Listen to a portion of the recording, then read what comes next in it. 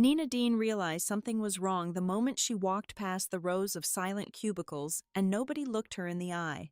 Then she saw the email waiting on the HR conference room screen. Formal complaint.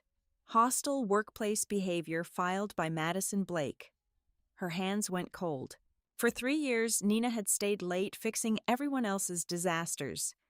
She skipped vacations, covered mistakes, smiled through humiliation, and apologized even when she was the one bleeding. And now the office golden girl was accusing her of being unstable. But the worst part wasn't the complaint. It was the way the HR director slowly closed the folder and said, "Nina, this investigation uncovered something much bigger than your attitude." And suddenly the woman everyone thought was breaking became the most dangerous person in the room. If you've ever been punished for being too kind, too patient, or too quiet, this story is going to hit harder than you expect. Stay until the end, because Nina's revenge wasn't loud. It was devastating. By 7:30 every morning, Nina Dean was already at her desk with a coffee growing cold beside her keyboard and 3 unanswered Slack notifications blinking on her screen. The office lights on the 32nd floor of Alder and Finch Consulting always felt too bright that early. Too clean. Too artificial. Like the building itself expected perfection from the people inside it. Nina delivered perfection anyway. Or at least she tried to. Morning Nina called Ethan from accounting as he hurried past her desk. "Hey, could you look over the Henderson revisions before the client call? I know it's technically Madison's account, but she's swamped." Of course it was Madison's account. And of course Nina nodded. Sure. Because Nina always said sure. That was the problem.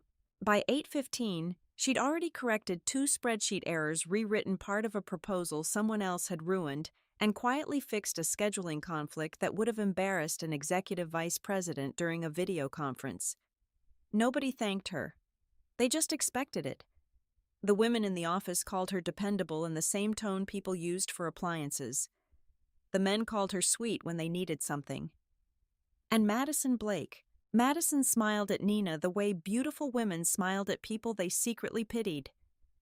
"Oh my God," Madison said loudly as she swept into the office wearing cream-colored heels and a camel wool coat that probably cost more than Nina's monthly car payment.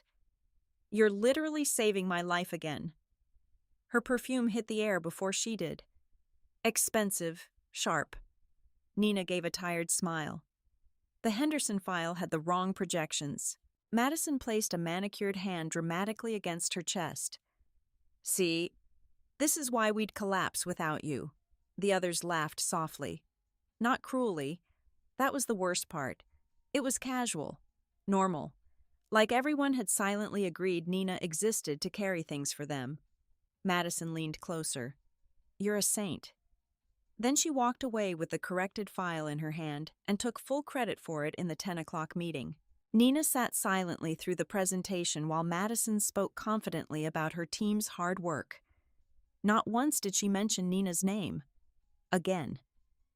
By lunchtime, Nina's migraine had already started. She pressed 2 fingers against her temple while staring at the untouched salad on her desk.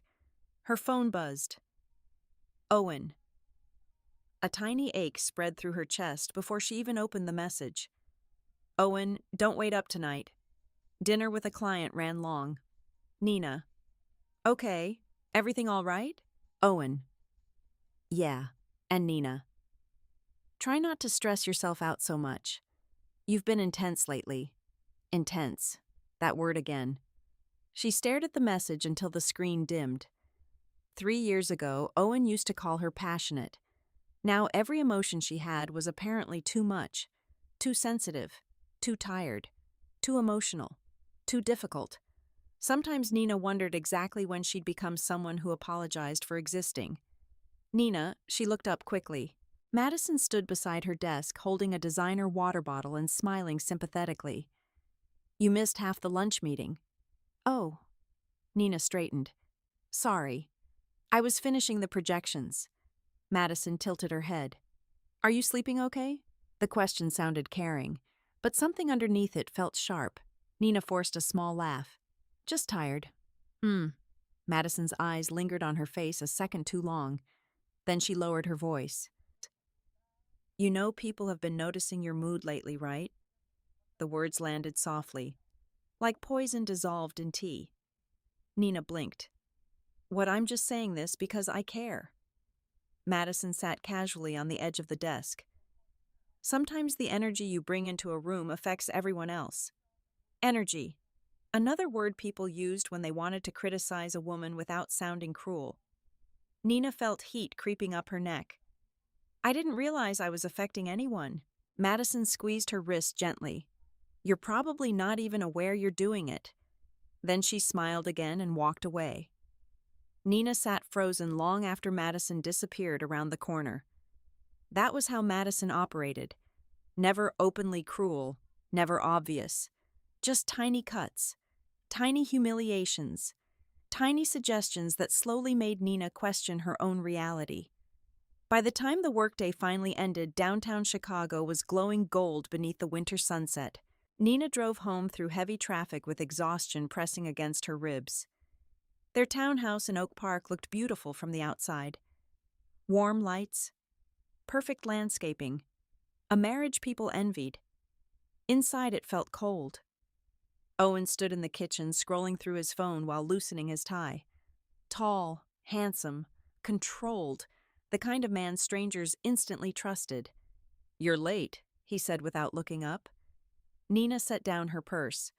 I had to fix another client issue. Again, she opened the refrigerator quietly. Madison submitted the wrong Nina. His tone stopped her. You talk about this woman constantly. Nina stared at him. I'm just explaining why I'm late. You're always explaining something lately. He sighed. Do you know what I think? Her stomach tightened. I think you're letting work consume your personality. The words hurt more because he sounded calm saying them. Measured, reasonable. Like she was irrational for feeling wounded. I'm trying to keep my job afloat, she said softly. Owen finally looked at her then. You know, people respond better to softer energy. She almost laughed. Not because it was funny, because it was unbelievable. After everything she carried every day, she was still somehow failing at being pleasant enough. I am soft, she whispered. Owen's expression shifted slightly, almost impatient. Then why does it feel like I'm constantly walking into tension? There it was again. Tension. Intensity. Attitude. Nina looked down at the marble kitchen counter because suddenly her eyes burned. She remembered who she used to be before she became this careful version of herself. Before every emotion had to be edited into something easier for other people to hold. Owen's phone buzzed against the counter. For a split second, the screen lit up. M. Consulting. His hand moved too quickly after that. Face down. Locked. But Nina had already seen it. A strange chill crawled slowly through her body. Who's M? Consulting, she asked carefully. Owen didn't hesitate. Client. Too fast. Too smooth. You've never mentioned them before. It's not important. He walked past her toward the stairs. Conversation over. Just like always. But that night Nina couldn't sleep. She lay awake beside Owen listening to the distant sound of traffic outside, while his breathing remained steady beside her. At 1:13 a.m., his phone vibrated again on the nightstand. A message preview lit the darkness for one brief second. She's starting to notice. Nina stopped breathing. Owen woke instantly, grabbed the phone, and turned the screen away. What are you doing? He snapped. Nina stared at him in the dark. Her voice barely came out. Who is she? For the first time in years, Owen looked nervous. And somewhere deep inside Nina Dean, beneath the exhaustion and self-doubt and endless politeness, something cold finally began to wake up. Nina barely slept. By morning, her chest still felt tight from the image burned into her mind. She's starting to notice. Owen had brushed it off after that. Said it was about a difficult client. Said she was overtired. Said she was imagining things because work stress was making her paranoid. And somehow by 2 a.m, Nina had ended up apologizing. Again. Now she stood in front of the bathroom mirror at Alder and Finch. Consulting, trying to cover the shadows beneath her eyes with concealer that wasn't strong enough for emotional exhaustion. Outside the executive conference room, people were already gathering for the quarterly strategy presentation, the biggest meeting of the month. Madison's account, Nina's work. Nina Madison's cheerful voice echoed down the hallway. Nina turned. Madison looked flawless in an ivory blazer dress with gold earrings catching the light every time she moved. She carried herself like someone who had never once doubted her place in a room. "You're a lifesaver," Madison said, walking toward her with a laptop tucked beneath her arm. "I had to update the client deck last minute. Can you just double-check the financial slides before we go in?" Nina frowned slightly. "I finalized those yesterday." "I know." Madison smiled brightly. "But Martin requested a few changes." "Martin Caldwell, Senior Vice President." Nina nodded automatically and took the laptop. That was her first mistake. The second mistake was trusting Madison. 10 minutes later, the boardroom doors closed. Floor-to-ceiling windows overlooked downtown Chicago gray winter clouds hanging low over the skyline. Executives sat around the polished glass table sipping coffee, while assistants quietly distributed printed reports. Nina sat near the far end beside the analytics team. Madison stood confidently at the front. "As you'll see, Madison began smoothly. Our projections for Henderson Biotech exceed fourth quarter expectations by nearly 12%. The screen behind her changed slides. Nina's stomach dropped instantly. Those weren't her numbers. She straightened in her chair. What the hell? Madison kept speaking. "These revised operational efficiencies demonstrate—" "Wait!" The word escaped Nina before she could stop herself. The room turned toward her. Madison blinked with perfectly rehearsed confusion. "Sorry." Nina stared at the projection. The expense columns were wrong. Client acquisition numbers had been duplicated. Revenue totals didn't match the supporting charts. A catastrophic reporting error. "That data isn't correct," Nina said carefully. Silence. Martin Caldwell frowned. "Excuse me," Nina's pulse hammered. "The financial model on slide 12 doesn't match the approved projections." Madison slowly turned toward the screen like she was only just noticing it. Oh my God. The performance was almost impressive. She looked at Nina with wide eyes. "Nina, these are the numbers you sent me last night." Every head in the room turned toward Nina. "No," Nina said immediately. "That's not possible." Madison opened the laptop, dramatically scrolling through files. "I used the version from your email attachment. That's not the final draft." Martin's voice sharpened. "Then why was it sent to your department lead?" Nina opened her mouth. Closed it. Because she didn't know. Because somehow the file did have her name on it. Because Madison was watching her with fake concern that felt like a knife sliding slowly between ribs. Nina Madison said softly, "Are you okay?" There it was. Not accusation. Concern. Public concern was so much crueler. "I'm fine," Nina answered too quickly. But her voice cracked anyway. Someone shifted awkwardly. Another executive avoided eye contact. Nina suddenly became hyper-aware of herself. Her breathing, her hands, the heat climbing into her face. Martin rubbed his forehead. "This kind of error is unacceptable." "I can fix it," Nina said immediately. Madison stepped in before she could continue. "Maybe we should take 5 minutes," she suggested gently. "I think Nina's under a lot of pressure lately. Like Nina was unstable, fragile."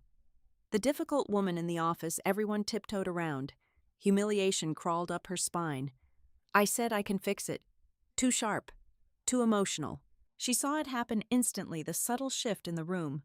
Confirmation. Madison lowered her voice. "Nobody's attacking you." Nina felt something inside her crack. Not loudly, quietly, dangerously, because Madison knew exactly what she was doing. Every word was designed to make Nina look irrational, while Madison played the calm professional, trying to keep peace. And it was working. By the time the meeting ended, Nina could barely feel her own hands. People left the room quickly afterward. No one looked directly at her. Madison touched her arm on the way out. I covered for you as much as I could. Nina jerked away. For me, Madison's expression shifted slightly. Tiny. Almost invisible. There's no reason to be hostile. Then she walked away.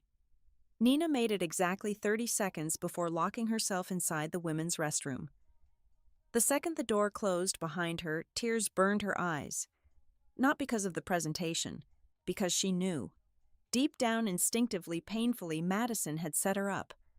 And somehow Nina still couldn't prove it. She gripped the edge of the sink, breathing hard. Her reflection looked exhausted. Small.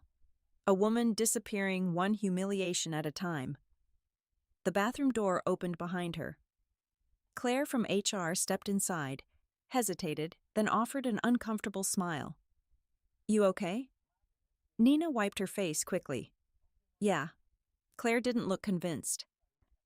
You know, she said carefully, people are worried about you. The words hit like another slap. People. Who, people? What exactly was Madison saying about her? Nina forced herself upright. I'm fine. Claire nodded too quickly and escaped the bathroom. As soon as the door closed again, Nina laughed once under her breath. A broken sound. Because suddenly she understood something horrifying. Madison wasn't just embarrassing her. She was building a narrative around her. And everyone was buying it. By the time Nina got home that evening, snow had started falling lightly outside. Owen sat on the couch with his laptop open and a whiskey glass in his hand. He barely glanced up. How'd the presentation go? Nina stood frozen by the doorway. Bad. He sighed immediately. Not concern. Annoyance. What happened now? Now. Like problems followed her around. Like she created them. She changed the numbers, Nina said quietly. Madison changed the projections before the meeting and blamed me. Owen rubbed his jaw. Are you sure? Yes. But can you prove it? Nina's silence answered for her. Owen leaned back against the couch. Nina, listen to yourself. Her stomach tightened. You're becoming obsessed with this woman. She's manipulating things. Or maybe, he said carefully, people react badly because of your energy lately. The room went still. Nina stared at him. My energy. You're defensive all the time. Exhausted. Suspicious. Honestly, it's hard to be around sometimes. That hurt more than the meeting. More than Madison. Because Owen knew exactly where her bruises already were emotionally. And he still pressed down harder. Nina swallowed painfully. You think I'm the problem. I think you need help managing stress before you destroy your reputation. Destroy your reputation. The irony almost made her sick. Owen's phone buzzed on the couch beside him. For one split second, the screen lit up. Madison Blake. No fake contact name this time. No hiding it fast enough. Nina stopped breathing. Owen grabbed the phone immediately. Too late. The silence between them became unbearable. Nina's voice came out shaking. Why is she texting you? Owen stood abruptly. It's work-related. At 9 o'clock at night, you're overreacting. No, Nina whispered. I think I'm finally reacting the correct amount. Something flickered across Owen's face then. Not guilt. Fear. Tiny. Quick. Gone instantly. But Nina saw it. And for the first time since this nightmare began, she realized her husband wasn't trying to calm her down. He was trying to control what she noticed. The next morning, Nina walked into Alder and Finch feeling like the entire building was watching her. Nobody actually stared. That was what made it worse. Conversations lowered slightly when she passed. Slack notifications stopped the second she approached someone's desk. People smiled too carefully now, like she was unstable glass that might crack if touched too hard. Nina hated how quickly shame could infect a person. By 9 o'clock, she already had a pounding headache. She sat at her desk reviewing client revisions when Madison appeared beside her, holding 2 iced coffees. Peace-offering Madison asked sweetly.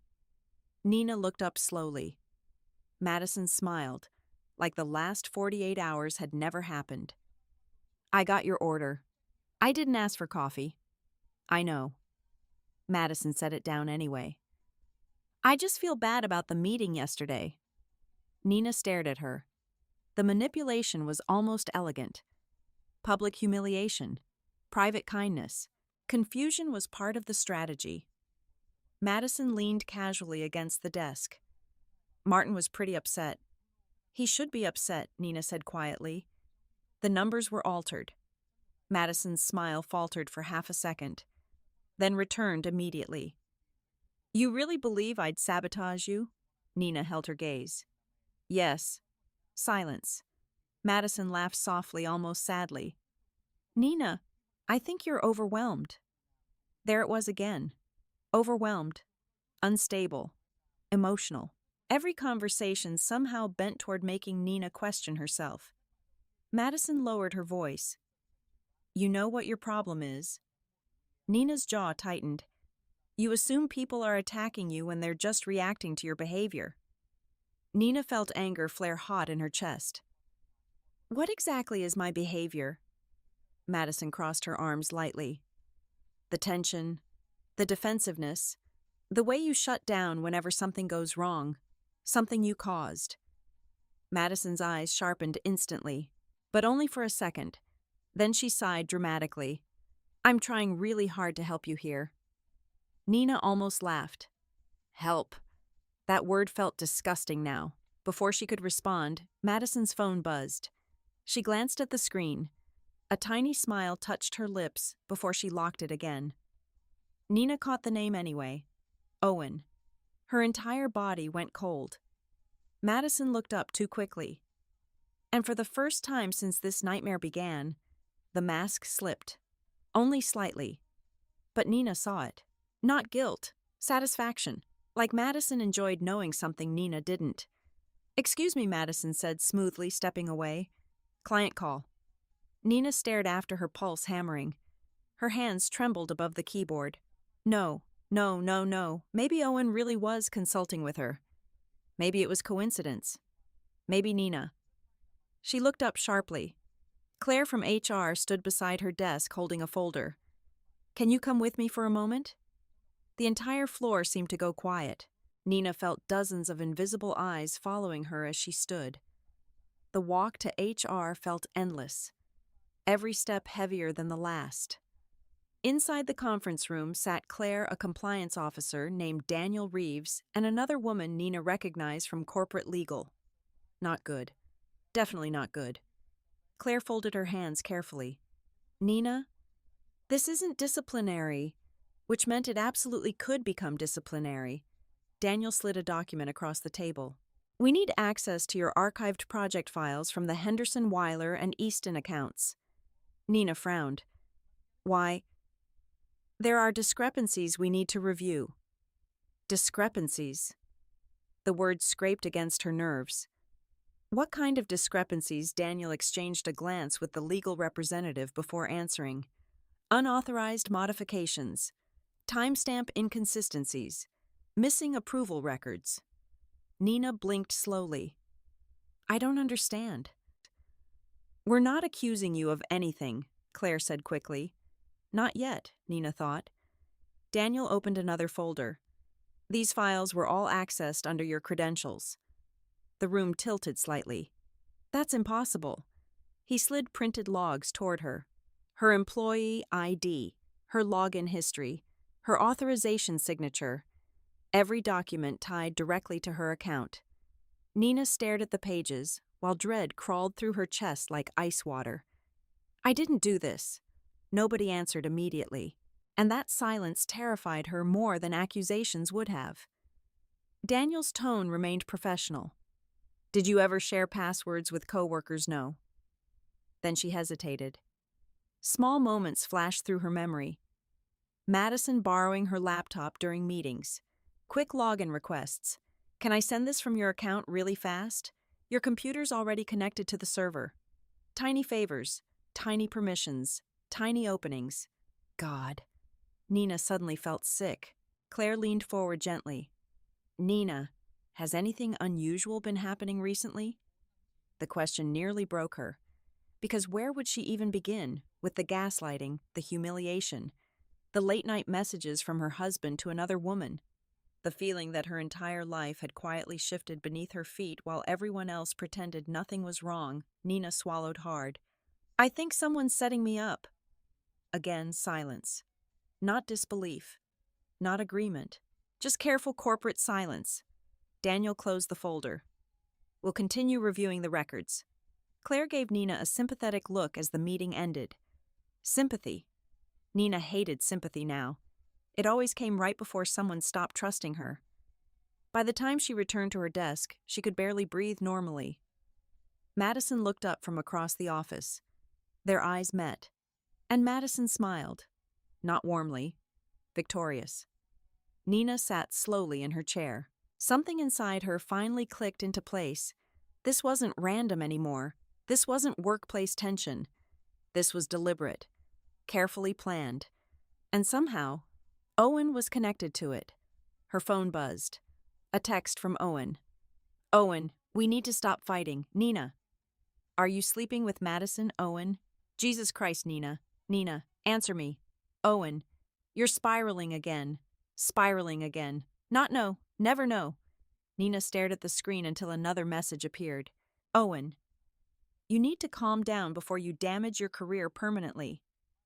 Her career. Not their marriage. Not her feelings. Her career. A warning disguised as concern. Nina slowly locked her phone. Across the office, Madison laughed at something Ethan said. Perfect posture. Perfect smile. Perfect composure. The office sweetheart. The woman everyone trusted. And suddenly Nina understood something horrifying. Madison didn't destroy people loudly. She destroyed them slowly, by making everyone else believe the victim was unstable first. At 5:30, Nina finally gathered her things and headed toward the parking garage beneath the building. The concrete levels echoed with distant footsteps and humming fluorescent lights. She reached her car and stopped. Someone had already been inside. Her glove compartment hung slightly open, papers disturbed. Heart pounding, Nina searched quickly through the mess. Nothing stolen, at least not obviously. Then she noticed it. A printed document folded neatly on the passenger seat. No envelope, no signature, just one sentence typed in black ink. Stop digging before you lose everything. Nina's hands went numb. She looked around the empty garage wildly. No one, only silence. A security camera blinked red from the far corner. Watching, always watching. Her pulse thundered painfully now. Because this had gone beyond office politics, beyond an affair. Someone wanted her afraid. And for the first time in years, Nina Dean realized she was done trying to be the easy woman everyone expected her to be. Nina didn't sleep that night either. The printed threat sat on her kitchen counter beside an untouched cup of tea gone cold hours ago. Stop digging before you lose everything. The words replayed in her head over and over while snow fell softly outside the townhouse windows. Owen came home after midnight. He smelled like expensive cologne and winter air. Nina sat at the kitchen island waiting for him in silence. For a brief second, surprise flickered across his face. You're still awake. You were in my parking garage. His expression hardened instantly. What? Someone left a note in my car. Owen loosened his tie slowly, calmly, too calmly. Nina, no. Her voice cracked sharply. Stop talking to me like I'm crazy. Something shifted in the room then, not loudly, but enough, because this was the first time she'd interrupted him instead of shrinking. Owen stared at her for several seconds before sighing heavily. You're exhausted. You're turning every stressful thing into some kind of conspiracy. Nina laughed once. A hollow sound. You and Madison really deserve each other. That landed. She saw it. The tiny tension in his jaw. But he recovered fast. There is nothing going on between me and Madison. You text constantly. She consults on projects sometimes. At 1 in the morning, Owen stepped closer now, voice lower. You are spiraling, Nina. There was that word again. Spiraling. Like emotional pain automatically made women unreliable. I saw her name, Nina whispered. I saw the message. Owen rubbed his forehead dramatically like she was exhausting him. You know what your problem is? The words hit instantly because they sounded rehearsed. You always assume the worst instead of controlling your emotions. Nina felt her chest tighten painfully. For years, sentences like that had worked on her. They made her apologize, made her doubt herself, made her quieter. But now they just made her tired. You keep talking about my emotions, she said softly, because you don't want to talk about your behavior. Silence, cold, sharp. For the first time in their marriage, Owen had no immediate response, and that terrified him. She could see it. He grabbed his whiskey glass from the counter. This conversation is over. Then he walked upstairs, just like always, leaving her alone with the damage. But this time, Nina didn't cry. She simply sat there staring at the dark staircase, realizing something devastating. Owen only loved versions of her that were easy to control. The next morning, Alder and Finch felt different. Not tense. Worse. Careful. People stopped talking when Nina approached. Coworkers who once dumped work onto her desk suddenly avoided eye contact. Claire from HR gave her a tight smile near the elevators. Fear crawled slowly beneath Nina's skin. At 10:30, Daniel Reeves from Compliance called her into another meeting. This time the atmosphere was colder, more formal. Stacks of documents covered the conference table. Daniel adjusted his glasses. We completed a deeper review of the authorization records. Nina sat down carefully, and he slid several printed files toward her. Over the last 2 years, multiple client accounts were altered after executive approval. Nina frowned while scanning the pages. Modified timestamps, transfer logs, deleted revisions, expense reallocations. Every single action traced back to her employee credentials. Her stomach dropped. That's impossible. Daniel remained expressionless. These changes benefited outside consulting entities connected to several corporate negotiations. Nina looked up slowly. What outside entities? Another document slid across the table. Her hands started trembling before she even read it. Dean Strategic Partners. The world stopped. No. That was Owen's private consulting company, a side business he'd started 3 years earlier. Nina stared at the name while nausea climbed into her throat. Daniel watched her carefully now. You recognize it. My husband owns this company. The silence afterward felt suffocating. Daniel leaned back slightly. We found financial overlap between confidential Alder and Finch data and contract negotiations handled through Dean Strategic Partners. Nina's pulse thundered painfully. You think I helped him? We're still investigating. But his eyes said enough already. Nina pushed the papers away. I didn't do this. We also recovered login activity from your home network. Her breathing stopped. Home network, meaning someone had accessed company systems from inside her house. Owen. Oh God. Tiny moments rushed back all at once. Late nights. Owen borrowing her laptop, asking for passwords when his system crashed, telling her she was too forgetful to remember changing credentials. Every tiny thing she ignored because she trusted him. Trusted both of them. Nina suddenly realized her kindness had not only been exploited, it had been weaponized. Daniel's voice softened slightly. Nina, if someone else had access to your credentials now would be the time to disclose that. But shame wrapped around her throat. Because how humiliating was it to admit your own husband may have used you as cover for fraud? How humiliating was it to realize another woman manipulated your entire life while smiling to your face every day? Nina swallowed hard. I think my husband and Madison Blake are involved. Daniel didn't react immediately, which meant he already suspected it. That realization chilled her even more. After the meeting ended, Nina walked numbly back toward the office floor. Halfway down the hallway, she heard laughter around the corner. Madison's voice. Bright. Effortless. Nina stopped before turning. Madison stood near the windows with Ethan and two other managers laughing casually while sunlight reflected against her gold bracelets. Perfect hair, perfect makeup, perfect composure, like she hadn't destroyed someone's life piece by piece. Then Madison looked up, saw Nina, and smiled. That same sweet corporate smile everyone trusted. But this time Nina saw what lived underneath it. Calculation.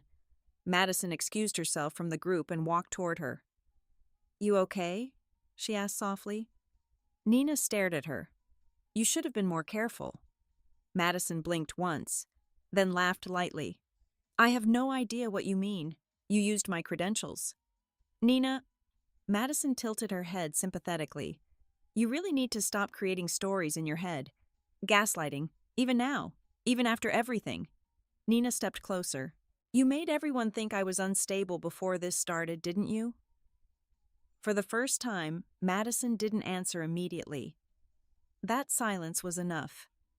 Then she smiled slowly, coldly. "Women like you always make this easier," she whispered. Nina felt ice spread through her chest. "What does that mean?" Madison leaned in slightly. "You want so badly to be loved for being good that you never notice when people are using you." Then she walked away, leaving Nina frozen in the middle of the hallway. And suddenly Nina understood the real horror of it all. This wasn't impulsive. This wasn't messy. It was planned. For 2 years. Every humiliation, every manipulation, every lie. And somehow, the two people closest to her had built the entire thing together. Nina sat in her car outside the townhouse for nearly 20 minutes before going inside. Snow covered the quiet Oak Park streets in soft white layers, making everything look peaceful. That was the terrifying thing about betrayal. From the outside, life still looked beautiful. Inside, it was rotting. The lights in the kitchen were already on when she walked in. Owen stood at the counter pouring himself coffee like nothing in the world had changed. Like he hadn't just spent 2 years helping destroy her life. "You're late," he said casually. Nina closed the front door slowly behind her. "We need to talk." Something in her tone made him look up. Carefully now, measuring the danger. Owen set down his mug. About what Nina dropped a folder onto the marble countertop. Compliance reports spilled across the surface. Dean's strategic partners highlighted in black ink. For the first time since this nightmare began, Owen looked genuinely caught off guard. But only for a second. Then came the performance. Confusion, annoyance, controlled calm. "You went through my business records." Nina stared at him in disbelief. "That's your concern right now. You're invading my privacy." She almost laughed. The audacity was breathtaking. "My credentials were used to funnel confidential company information into your consulting firm. That's ridiculous." "Then explain it." Owen rubbed his jaw slowly, already shifting into defense mode. "You're making connections that don't exist." Nina stepped closer. "I know about Madison." His expression hardened immediately. "There is nothing going on with Madison. You text her constantly. She's a client contact. She uses my login credentials. That's not my problem." The words hit like a slap. Not my problem. Nina felt rage flare hot in her chest for the first time in years. "You let me think I was losing my mind." Owen's voice sharpened suddenly. "Because you are acting irrational." There it was again. Irrational. Emotional. Unstable. Every argument somehow became about Nina's feelings instead of his actions. She saw the pattern now. Finally. "You know what's amazing?" Nina whispered. "You never deny anything directly." Owen scoffed. "Because there's nothing to deny." "No." Her eyes burned into his. "Because if you deny it clearly, then later I'll know you lied." That landed. A tiny pause. A tiny crack. Owen recovered quickly, but not quickly enough. Nina saw it. And once you saw manipulation clearly, it became impossible to unsee. Owen sighed dramatically and leaned against the counter. Nina, listen to yourself right now. No. You listen. Her voice shook, but she kept going. I have spent years apologizing for things that weren't my fault, because you convinced me every emotional reaction I had was somehow too much. You are too emotional lately. Because my husband is sleeping with my coworker while using my career as collateral. Jesus Christ. Owen ran a hand through his hair aggressively now. You want to believe you're some victim so badly. That sentence almost broke her. Because deep down, part of Nina still wanted him to say she was wrong, wanted this to be paranoia, wanted her marriage back. But then Owen's phone buzzed on the counter, and Madison's name lit up the screen. Neither of them moved. Silence swallowed the kitchen whole. Finally, Nina spoke. Answer it. Owen grabbed the phone face down instantly. That proves nothing. Nina looked at him for a very long time. Then something inside her finally went still. Not healed, not okay, just still, like the last piece of denial had quietly died. You chose her, she whispered. Owen's jaw tightened. You're being dramatic. No. Nina shook her head slowly. I'm finally being honest. He stepped closer now, lowering his voice into that soft, manipulative tone she used to mistake for care. You've been distant for months. Nina blinked. There it was. The blame shift. Of course. You pushed me away emotionally. You mean after you started cheating, you were impossible to talk to? His voice echoed through the kitchen now. Angrier. Sloppier. You were exhausted all the time. Negative. Constantly stressed. Do you know what it's like living with someone who brings tension into every room? Nina felt tears sting her eyes. Not because she believed him anymore, because she had believed him for so long. Every cruel sentence suddenly connected backward through years of marriage. Every time he called her difficult. Every time he mocked her sensitivity. Every time he acted embarrassed by her emotions. He had been slowly shrinking her until she became easier to betray. You destroyed my confidence before you destroyed my marriage, Nina whispered. Owen looked away first, and that told her everything. The silence between them stretched painfully. Then Nina asked the question she was most afraid of. How long Owen didn't answer. How long another silence. Finally, about a year. Nina physically flinched. A year. A full year of dinners, holidays, family photos, anniversaries. A full year of watching her cry from stress while sleeping beside another woman emotionally and physically. Nina pressed a trembling hand against her mouth. Oh my God! Owen stepped forward. Nina. She backed away instantly. Don't touch me. For the first time, panic flashed across his face. Real panic. Because she wasn't collapsing. She wasn't begging. She wasn't trying to fix things. And Owen suddenly realized the woman he spent years controlling was slipping out of his reach. Nina, listen to me carefully, he said quickly. This got complicated.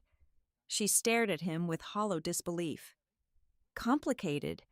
Such a clean little word for cruelty. You made me think I was unstable. That's not what happened.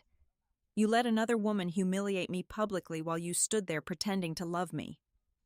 Owen's frustration exploded. What did you want me to do? The room went dead silent. Because he said it like he was the victim. Nina laughed suddenly, softly, brokenly. You really don't hear yourself, do you? Owen looked rattled now. Good. For once. Nina turned and walked toward the stairs. Where are you going? She didn't answer. Nina. She stopped halfway up the staircase and looked down at him. The man she once trusted more than herself now looked like a stranger wearing Owen's face. Then she said quietly, I think the worst thing you ever did wasn't cheating. Owen frowned. It was teaching me to doubt my own reality. And for the first time since this nightmare began, Owen had absolutely nothing to say. Later that night, while Owen slept in the guest room downstairs, Nina opened the hidden financial statements she'd printed from the compliance meeting. At first, the transactions looked ordinary. business expenses, consulting transfers, property payments. Then she froze.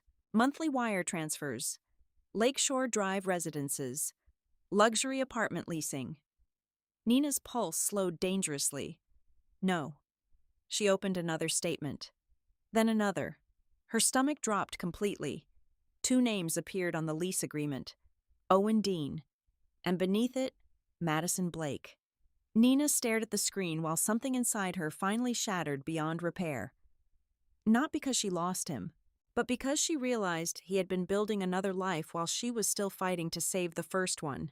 Nina drove to Lakeshore Drive at 11:43 the next morning.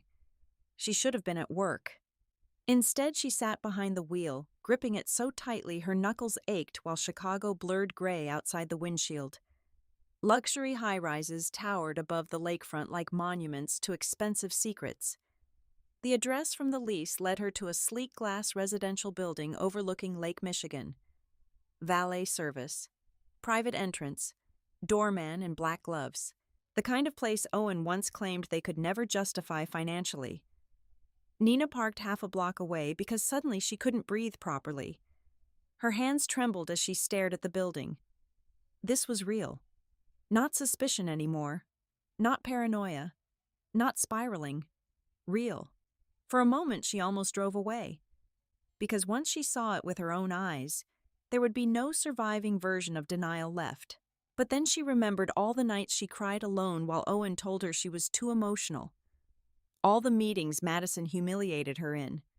All the ways they slowly made her distrust herself. And Nina stepped out of the car. Cold wind hit her immediately as she crossed the sidewalk toward the building entrance. Her heart slammed painfully against her ribs. Inside the lobby, everything gleamed.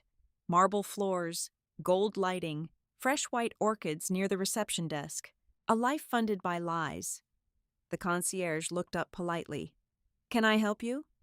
Nina forced her voice steady. "I'm here for Owen Dean." The man checked his tablet instantly. "Penthouse 19B penthouse." "Of course." Nina nodded numbly. "He's expecting you." The question caught her off guard. "No. I'm his wife." Silence. A flicker crossed the concierge's face. Recognition. Awkwardness. Sympathy. Which meant he knew. Oh God. He knew. Everyone knew except her. "I'll notify the residents," he said carefully.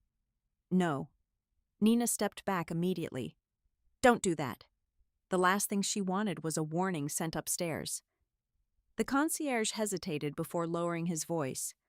"Ma'am, are you all right?" "No."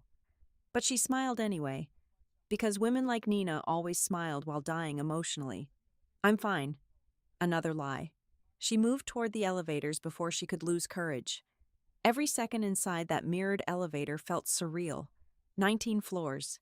19 floors separating her old life from whatever waited upstairs. The doors opened into a private hallway. Only one apartment. 19B. Nina stood frozen outside the door while laughter drifted faintly from inside. Madison's laugh. Soft. Carefree. Intimate. The sound nearly destroyed her. Then she heard Owen's voice. Warm. Relaxed. A version of him she hadn't seen in years. Not exhausted. Not irritated. Not emotionally distant. Happy. With her. Nina's chest physically hurt. Her marriage had not failed because Owen couldn't love properly. It failed because he stopped choosing her. The realization sliced deeper than rage ever could. Before she could stop herself, Nina moved closer to the partially open curtain beside the living room windows. And there they were. Madison barefoot on the couch, wearing one of Owen's dress shirts. Owen pouring wine into 2 crystal glasses. Sunlight spilling across expensive hardwood floors. Framed photographs lined the shelves. Vacation pictures. Dinner parties. A whole hidden life carefully built in parallel with hers. Nina felt dizzy.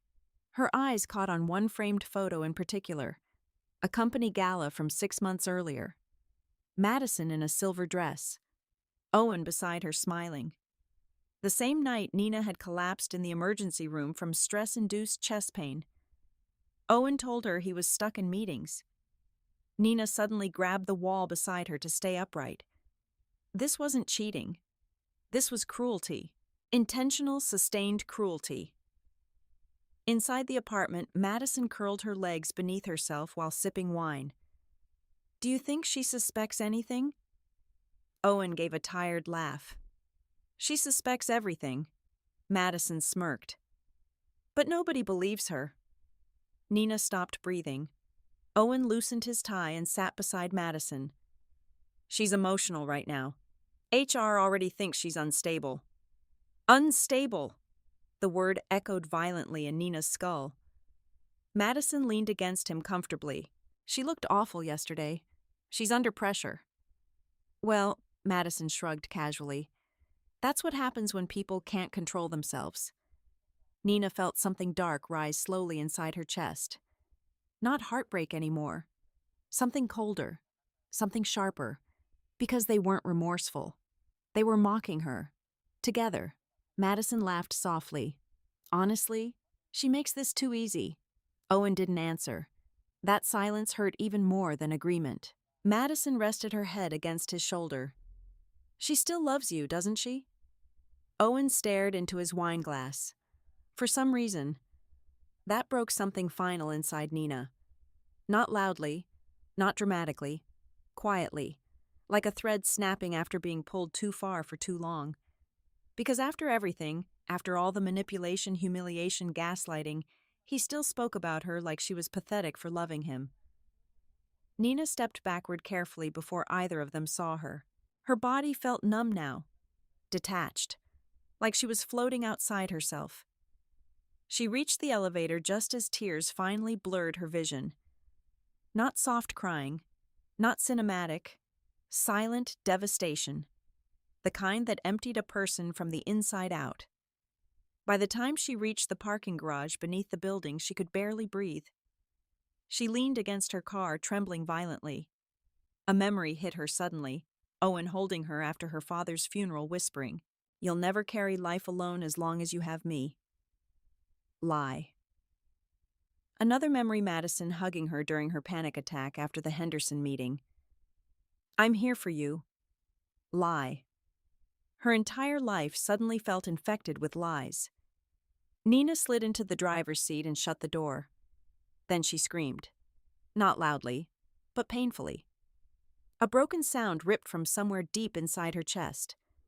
She cried until her throat burned, until mascara stained her coat sleeve, until she physically couldn't cry anymore. And when the tears finally stopped, something terrifying remained. Clarity. Pure, brutal clarity. Her phone buzzed. Owen. Of course. "Owen, where are you?" "Owen, we need to talk calmly." Owen. "Nina, don't do anything irrational." Irrational. Even now. Still trying to manage her reactions instead of his betrayal. Nina stared at the messages without emotion. Then another text appeared. "Madison, I know this looks bad." Madison. "But I never wanted to hurt you." That one almost made Nina laugh. Never wanted to hurt her. They built an entire relationship on top of her humiliation. Nina locked her phone slowly. Outside the windshield, snow continued falling across Chicago in soft white silence. Beautiful, cold, indifferent. And for the first time in years, Nina Dean stopped wondering how to save her marriage. Instead, she started wondering how badly they would panic once she finally stopped protecting them. Something changed in Nina after Lakeshore Drive. Not dramatically. That was the strange part. There was no screaming breakdown, no public confrontation, no emotional explosion. She simply stopped reacting. And somehow, that frightened people more. The next Monday morning, Nina walked into Alder and Finch wearing a black wool coat and a calm expression that felt almost unfamiliar on her own face. Madison noticed immediately. Nina saw it in the subtle hesitation before the usual fake smile appeared. "Morning," Madison said carefully. "Morning." That was all.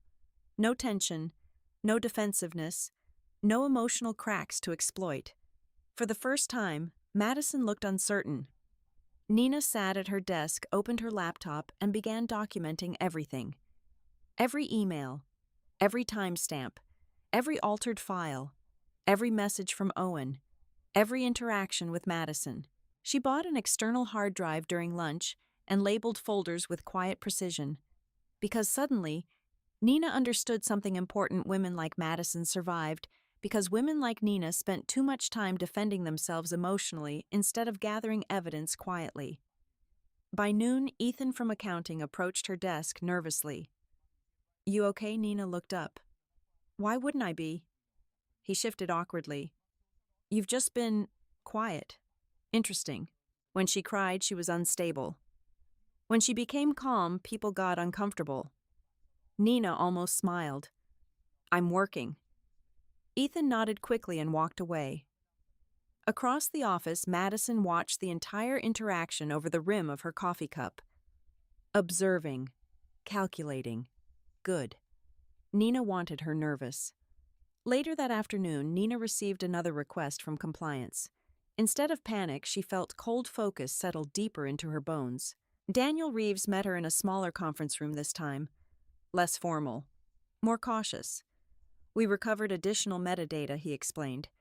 "Some files were edited remotely from multiple IP addresses." Nina sat quietly. Daniel studied her carefully. "You seem calmer today." That almost made her laugh. No, she wasn't calmer. She was done begging people to believe her. "There's something I need from you," Nina said. Daniel raised an eyebrow. "I want copies of every document tied to my credentials. That information is restricted during investigation." "Then subpoena it," she replied evenly. "Because I'm done protecting people who are using me." Daniel stared at her for a long moment, then slowly nodded. For the first time since this nightmare began, someone at Alder and Finch looked at Nina like she might not be the weakest person in the room anymore. That evening, Nina stayed late after most employees left. The office looked different at night. Darker. Honest. No fake corporate smiles hiding beneath daylight. She sat reviewing archived files when a voice interrupted softly behind her. "You should go home occasionally." Nina looked up. Diane Foster stood near the cubicles, holding a leather portfolio against her side. Diane was one of the few female executives everyone respected without question. Mid-50s, sharp-minded, elegant in a quiet way. The kind of woman who no longer wasted energy pretending to be harmless. Nina straightened slightly. "I didn't realize anyone else was still here." Diane glanced toward Madison's empty office. "I usually stay late when legal starts circling departments." Nina hesitated. Then, "So you know," Diane gave a small, humorless smile. "I know enough." The silence stretched between them carefully. Finally, Diane stepped closer. "You remind me of someone." Nina frowned slightly. "Who?" "Myself," Diane answered. 20 years ago."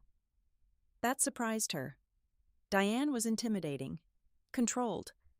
Nothing like the exhausted woman Nina saw in mirrors lately. Diane studied her quietly. "Do you know why women like Madison are dangerous?" Nina didn't answer. "Because they understand something early." Diane set her portfolio down on the desk. "People trust confidence more than kindness." That hurt because it was true. Diane continued, "And women like you."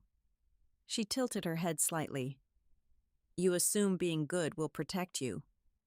Nina looked away. It sounded painfully naive when spoken aloud. Diane lowered her voice. "Madison did this before." Nina's head snapped up. "What?" "There was another analyst 3 years ago. Brilliant woman named Claire Monroe." Diane's expression darkened. Suddenly she became difficult. Emotional. Hard to work with. The words felt sickeningly familiar. "What happened to her?" "She resigned." Nina felt cold all over. Diane crossed her arms. By the time she realized Madison was manipulating narratives around her, everyone already believed she was unstable. Exactly the same strategy. Nina swallowed hard. Why didn't anyone stop it? Diane looked tired suddenly. Corporate environments reward women who perform likability well. That silence held too much truth. Nina stared down at her desk. She ruined my marriage too. Diane didn't look surprised. That terrified Nina most. How long have you suspected long enough? Anger flashed suddenly through Nina's chest. You knew and said nothing. Diane held her gaze steadily. You weren't ready to hear it. The words stung because part of Nina knew they were true. A month ago, she would have defended Owen, defended Madison, defended the very people destroying her. Diane opened her leather portfolio slowly, then removed a small silver flash drive. Nina stared at it. What's that?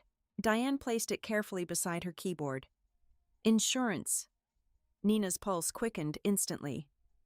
What's on it? Things Madison assumed were deleted. Diane's expression sharpened. And conversations your husband would never want public. Nina's breath caught. The room suddenly felt smaller. What kind of conversations? Diane looked directly into her eyes. The kind that finally stop women like you from blaming yourselves. Nina's hands trembled slightly as she picked up the flash drive. It felt absurdly small for something that might destroy multiple lives. Why are you helping me? For the first time, something emotional flickered across Diane's face. Because nobody helped me when it happened to me. Silence settled heavily between them. Then Diane stepped back toward the hallway. Nina looked up. Stop trying to prove you're a good person to people benefiting from your suffering. The words landed deep, painfully deep, because that had been Nina's entire marriage, her entire career, her entire identity. Diane gave her one final look before leaving the dark office floor behind. Nina sat alone beneath the dim glow of computer screens, staring at the flash drive in her hand. Outside the windows, Chicago shimmered cold and silver against the night sky. Her phone buzzed again. Owen.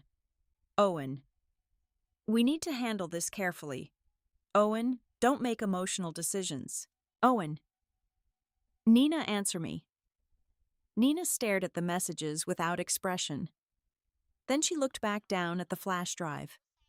For the first time in years, she didn't feel afraid of the truth. Only afraid of how long she'd survived without it. Slowly, Nina inserted the drive into her laptop. And as the first hidden files appeared across her screen, she realized her husband's betrayal was far uglier than cheating.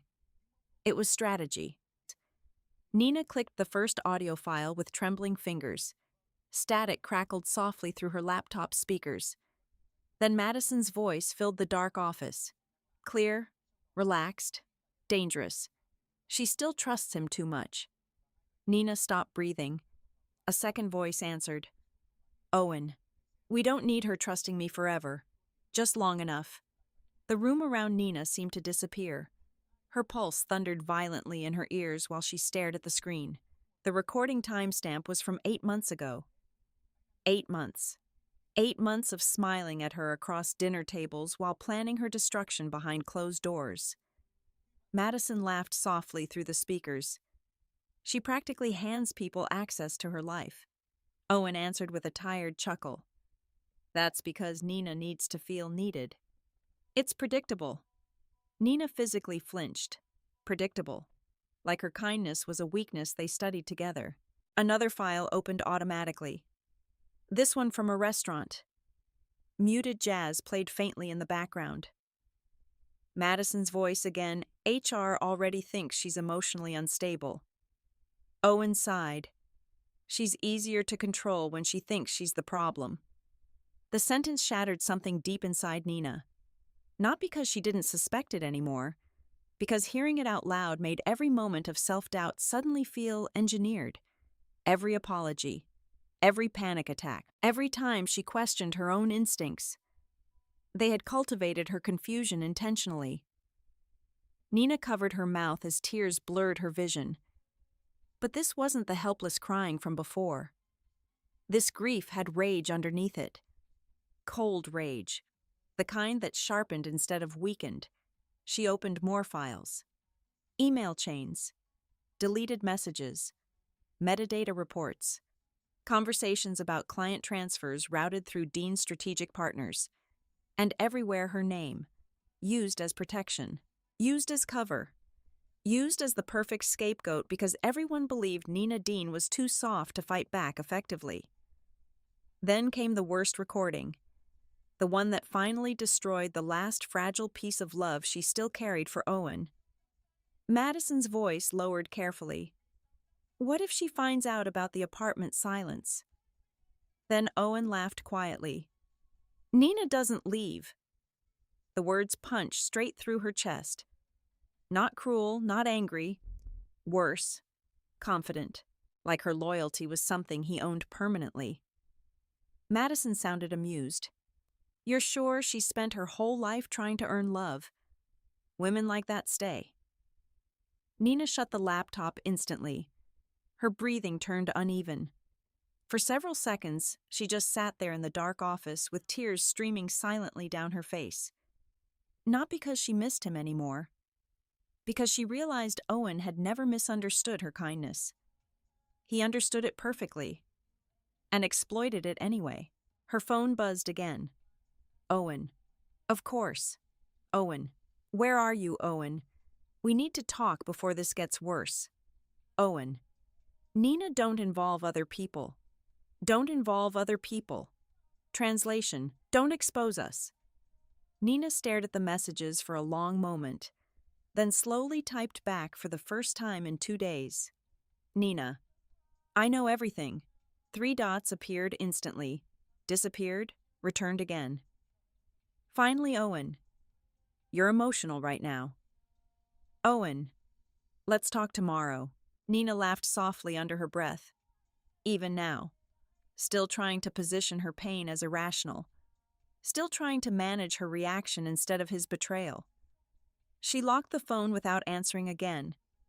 Then she opened the final folder on the flash drive. Legal. Inside sat a scanned business agreement between Dean's strategic partners and an outside negotiation firm. Alder and Finch confidential data referenced repeatedly. Unauthorized access points linked directly to her credentials. This wasn't just cheating anymore. This was criminal. Nina leaned back slowly in her chair. Her hands had stopped shaking now. That frightened her slightly, because grief was turning into clarity faster than she expected. A soft knock interrupted the silence. Nina looked up sharply. Diane Foster stood in the doorway. You listened to them. Not a question. Nina nodded once. Diane studied her face carefully. You look different. I am different. The honesty in her own voice startled her. Diane stepped inside quietly. They underestimated you. Nina almost smiled. No. She looked down at the recordings again. They underestimated what happens when someone finally stops blaming herself. Silence settled between them. Then Diane asked gently, what are you going to do? Nina stared out at the Chicago skyline glowing against the dark windows. For the first time in years, she didn't think about saving her marriage, or protecting Owen's reputation, or making herself easier to love. She thought about justice. I'm done surviving this quietly, she whispered. Diane nodded slowly like she'd been waiting to hear exactly that. Then she reached into her portfolio and handed Nina a business card. Rebecca Hale, employment attorney, Chicago, Illinois. One of the best litigation attorneys in the city, Diane said. And she hates corporate predators. Nina traced her thumb over the embossed lettering. Fear stirred briefly in her chest. Because once lawyers became involved, there was no going back. Diane seemed to read her thoughts immediately. Good women always hesitate before protecting themselves, she said softly. That's why bad people count on them. That sentence stayed with Nina long after Diane left again. An hour later, Nina sat alone in her car outside Rebecca Hale's downtown office building. The city shimmered wet beneath streetlights after fresh snowfall. Luxury restaurants buzzed nearby with people laughing over expensive wine and untouched marriages. Meanwhile, Nina sat gripping a folder full of evidence that could destroy 2 lives. Her own included. She almost drove away twice, because part of her still mourned the woman she used to be. The woman who believed loyalty could save relationships. The woman who thought love meant enduring pain quietly. But then she remembered Owen's voice, She's easier to control when she thinks she's the problem. And suddenly Nina felt furious for that version of herself. Furious that she'd spent years shrinking so other people could feel powerful. She grabbed the folder and stepped out into the cold. Rebecca Hale's office occupied the top floor of an old restored building overlooking the river. Elegant, minimal, dangerously expensive. The receptionist looked up politely. "Can I help you?" Nina swallowed hard. "My name is Nina Dean." Her voice trembled only slightly. "I think my husband and coworker framed me for corporate fraud." The receptionist blinked, then immediately reached for the phone. "Ms. Hale will want to see you right away." An hour later, Nina sat across from Rebecca Hale beneath warm office lighting while recordings played softly from a speaker between them. Rebecca listened without interrupting. Sharp-eyed, composed, terrifyingly intelligent. When the final recording ended, silence filled the room. Then Rebecca removed her glasses slowly. "Nina," for the first time all night someone looked at her without pity. Only certainty. "This isn't workplace drama." Nina's throat tightened. Rebecca leaned forward. "This is criminal conspiracy." And suddenly, for the first time since her world collapsed, Nina realized she might actually win. By Thursday morning, the entire 32nd floor felt electrically tense. People whispered near coffee machines. Executives moved in and out of conference rooms with tight expressions. Even the assistants looked nervous. Word had spread that corporate legal was involved now. Nobody knew exactly why, but everyone knew something ugly was unfolding inside Alder and Finch. Nina arrived, wearing a charcoal gray coat and heels that echoed sharply across the marble lobby floor. For the first time in years, she walked into the building without trying to make herself smaller. The receptionist looked startled when Nina didn't lower her eyes. Fear had disappeared from her posture. That alone changed everything. At 9:15, Claire from HR approached her quietly. "The executive review is ready." Nina nodded once. No trembling, no panic. Claire studied her face carefully as they walked toward the boardroom. "You seem calm." Nina almost smiled. "I finally know I'm not crazy." Claire looked away immediately. Guilt. Interesting. The boardroom doors opened slowly. Inside sat Martin Caldwell, 2 corporate attorneys, Daniel Reeves from Compliance, 3 executive board members, HR representatives, and Madison Blake. Madison looked flawless as always. Cream silk blouse, perfect hair, perfect makeup. But the second her eyes landed on Nina, something shifted.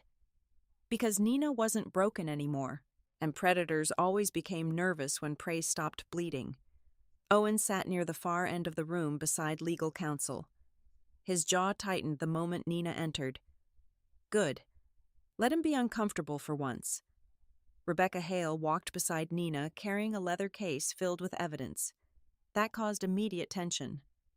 Martin frowned. "You brought an attorney?" Rebecca answered before Nina could speak. "My client is cooperating fully." Her tone was cool steel, provided this company intends to do the same. Silence swallowed the room. Nina took her seat directly across from Madison. For several long seconds, neither woman looked away. Madison smiled first. A mistake, because Nina finally saw the desperation hidden beneath it. Martin cleared his throat. "This review concerns allegations of unauthorized data manipulation, credential misuse, and corporate misconduct." Madison folded her hands elegantly. "I've been fully cooperative." Of course she had.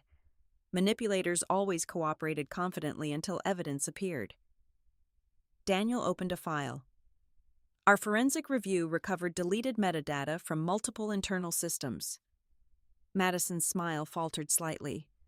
Daniel continued calmly. "The edits originated from devices linked to both Madison Blake and Dean's strategic partners." Owen straightened immediately. "That proves nothing." Rebecca finally spoke. "It proves enough for federal litigation discovery." The room went dead silent. Madison's composure cracked for half a second. Tiny, but visible. Nina noticed everything now. Every twitch, every glance, every controlled breath. Martin turned toward Madison. Can you explain why confidential client data appeared in external consulting negotiations? Madison recovered quickly. I handled multiple shared accounts. Nina often approved revisions without reviewing them. There it was. Still trying to blame her. Nina expected the anger this time. What she didn't expect was how calm she felt beneath it. Rebecca slid several printed transcripts across the table. I think we should let the recordings explain instead. Madison's face lost color instantly. Owen went completely still. Good. Rebecca pressed play. Madison's voice filled the boardroom speakers. She still trusts him too much. Then Owen, she's easier to control when she thinks she's the problem. The effect was immediate. Claire physically looked down at the table. One executive muttered, "Jesus Christ." Martin's face darkened. Madison turned sharply toward Owen. You said those recordings were deleted. There it was. Panic makes people stupid. Rebecca leaned back slightly. Thank you for confirming authenticity. Madison froze. Too late. Owen looked furious now. At least I didn't access the files directly, he snapped. Madison stared at him in disbelief. Oh, now you're blaming me. Rebecca watched them like a surgeon watching anesthesia fail. Daniel opened another folder. We also recovered communications discussing intentional reputational manipulation against Ms. Dean. Martin looked genuinely disturbed now. Reputational manipulation, Rebecca's voice sharpened. My client was systematically portrayed as emotionally unstable to undermine her credibility before financial misconduct surfaced. Every eye slowly turned toward Nina. For the first time since this nightmare began, people looked at her differently. Not unstable, not difficult, wronged. Madison sat straighter immediately. Nina was unstable. Everyone saw it. Nina finally spoke. Quietly. No, you just needed everyone to think I was. Silence. Heavy, sharp. Madison laughed nervously. This is insane. No, Nina answered softly. What's insane is spending 2 years destroying someone while pretending to care about them. Owen suddenly leaned forward. Nina, enough. That word. Enough. Like she was still supposed to protect him. Rebecca turned cold eyes toward him. You don't get to control this room anymore, Mr. Dean. That landed harder than shouting ever could. Owen's jaw tightened. Martin rubbed his forehead slowly. How extensive was this relationship? Nobody answered immediately. Then Madison said the dumbest thing possible. It wasn't supposed to become serious. The room went completely still. Claire closed her eyes briefly. One executive actually whispered, "Oh my God." Madison realized too late what she'd admitted. Owen looked murderous. You idiot. Madison turned toward him instantly. Oh, don't do that. Don't suddenly act like this was all me. You manipulated everything. She laughed bitterly. I manipulated you. You practically handed me your wife's credentials yourself. Nina felt the air leave her lungs. The room erupted. Martin stood abruptly. Enough, but the damage was done. Truth spilled too fast now to stop. Owen pointed angrily at Madison. You said she'd never find out. Madison barked out a disbelieving laugh. She trusted you like a god, Owen. Of course she didn't find out. Nina physically flinched. Not because it hurt anymore. Because hearing strangers discuss her loyalty so casually felt humiliating in an entirely new way. Rebecca placed a steady hand over Nina's file folder, grounding her, supporting her. Something Owen never truly did. Daniel spoke carefully over the chaos. We now have sufficient evidence linking both parties to unauthorized data misuse and reputational targeting of Ms. Dean. Corporate legal immediately began discussing suspension procedures. Madison looked horrified now. Actually horrified. The confident office sweetheart mask finally cracking apart completely. This can't all fall on me, she whispered. Nina looked at her calmly. Interesting. Madison wasn't sorry. She was scared. Big difference. Owen suddenly turned toward Nina desperately. Nina, say something. She blinked slowly. What exactly would you like me to say? That this got out of control. Out of control. Like betrayal was an accident. Like humiliation was accidental collateral damage. Nina looked directly into his eyes. You built an entire second life while convincing me I was mentally unstable. Owen opened his mouth, but nothing came out. Because finally, there was no narrative left to hide behind. No gaslighting left strong enough to rewrite reality. The room sat in heavy silence while the truth settled over everyone like smoke. Then Martin spoke quietly, pending formal review. Madison Blake and Owen Dean are suspended effective immediately.